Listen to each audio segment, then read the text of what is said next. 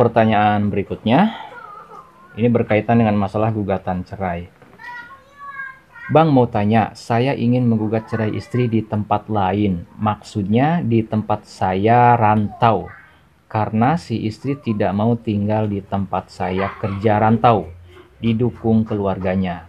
Yang jadi pertanyaan saya, apa saya bisa daftarkan gugatan cerai di tempat saya rantau? Dan gimana dengan saksi, apakah harus dihadirkan dari pihak keluarga atau bisa diwakilkan? Sedangkan saya rantau cuma sendirian. Tidak ada sanak saudara atau kerabat. Ada teman, tapi untuk masalah keluarga saya tertutup rapat buat semua. Mohon dijawab Bang, makasih sebelumnya. Ya, tentunya saya harap ya beliau ini tidak jadi mengajukan gugatan tersebut dan bisa mempertahankan rumah tangganya. Adapun kalau alasannya fatal dan tidak bisa istilahnya tidak bisa untuk disatukan kembali, ya itu kan pilihan ya. Kalau mau mengajukan gugatan ya sah-sah saja selama syarat-syarat material dan formilnya terpenuhi. Tapi kalau untuk sahabat yang bertanya ini kan mau menggugat istrinya, tapi beliau ini, sahabat kita ini, sedang berada di rantau. Nah, untuk mengajukan gugatan, kalau istrinya ini berada di kota A, sedangkan si suami ini sedang bekerja merantau di kota B, maka si suami ini harus mengajukan gugatan di pengadilan agama yang berada di wilayah tempat tinggal si istri, di kota A misalkan. Ya, ilustrasinya seperti ini. Si suaminya kerja di Kalimantan, sedangkan istrinya tinggal di Jawa. Karena dulu nikah di Jawa, rumah tangga sebentar di Jawa. Kemudian si suaminya ini mengajak si istrinya untuk ikut ke Kalimantan, tinggal di Kalimantan, hidup mandiri. Tapi si istrinya nggak mau, dan keluarga istrinya pun ya mendukung si istri ini untuk tidak mau ikut. Nah, kemudian karena jarak jauh, terjadilah miskomunikasi, terjadi pertengkaran dan lain sebagainya yang mengakibatkan si suaminya ini yang sedang kerja di Kalimantan ingin menggugat si istrinya, menggugat cerai si istrinya. Maka kalau misalkan mau menggugat si istrinya, harus di pengadilan agama yang berada di tempat tinggal si istri ini. Contoh kalau istrinya tinggal di Semarang, ya harus di pengadilan agama di kota Semarang.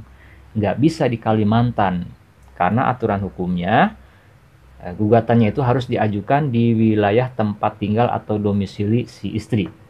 Kalau bagi yang beragama Islam kan harus di situ, di pengadilan agama yang ada di wilayah tempat tinggal si istri. Jadi kalau secara hukum, secara formalnya itu, si suami yang sedang berada di Kalimantan ya mau nggak mau harus ngajuin gugatannya di pengadilan agama yang ada di Pulau Jawa, lebih tepatnya di kota Semarang kalau misalkan si istrinya tinggal di Semarang. Nggak bisa di Kalimantan. Ya, kecuali dulu rumah tangga di Kalimantan. Kemudian si istrinya ini orang Jawa, orang Semarang. Ya, sudah rumah tangga di Kalimantan sudah lama misalkan. Kemudian si istrinya ini minggat. Dia pergi tanpa memberi informasi, tanpa ngasih tahu si suaminya, nggak ngasih kabar, kemudian juga nggak ngasih informasi di mana tinggalnya sekarang. Kemudian si suaminya ini udah menelusuri, nanyain ke keluarganya nggak ada dan lain sebagainya. Dan sudah berlangsung lama, sudah lebih dari 6 bulan, sudah sampai setahun dia nggak balik-balik. Maka si suaminya yang sedang berada di Kalimantan ini sudah bisa mengajukan gugatannya ini di wilayah di pengadilan agama yang berada di tempat tinggal si suami. Tapi kalau yang disampaikan oleh sahabat kita tadi, saya rasa belum bisa mengajukan atau diproses di pengadilan agama yang berada di wilayah tempat tinggal si suami. Jadi ya mau tidak mau harus diurus di sana. Nah, kemudian terkait dengan saksi juga itu harus orang-orang yang memang kenal dengan si suami istri ini. Harus tahu masalahnya apa, harus tahu sekarang ini kondisinya seperti apa. Atau misalkan teman ada yang tahu, ada yang kenal juga dengan istrinya, itu boleh-boleh saja. Tapi kalau untuk lokasi pengadilan, kalau kondisinya seperti sahabat kita ini, ya mau tidak mau harus diajukan di wilayah tempat tinggal si istri tersebut. Kalau misalkan jauh ya mau tidak mau harus menggunakan jasa kuasa hukum, jasa advokat. Kalau misalkan punya waktu ya silahkan diurus sendiri. Berarti harus luangkan waktu, siapkan anggaran untuk sementara misalkan tinggal di wilayah si istri ini supaya dekat ke pengadilan, bolak-balik sidangnya. Kalau menurut teman-teman video ini ada gunanya, channel ini ada manfaatnya, saya mohon keikhlasan dari teman-teman semua untuk subscribe ke channel Pengacara Santuy Official. Bukan siapa-siapa, hanya lawyer Deso. Sampai jumpa di video-video selanjutnya. Assalamualaikum warahmatullahi wabarakatuh.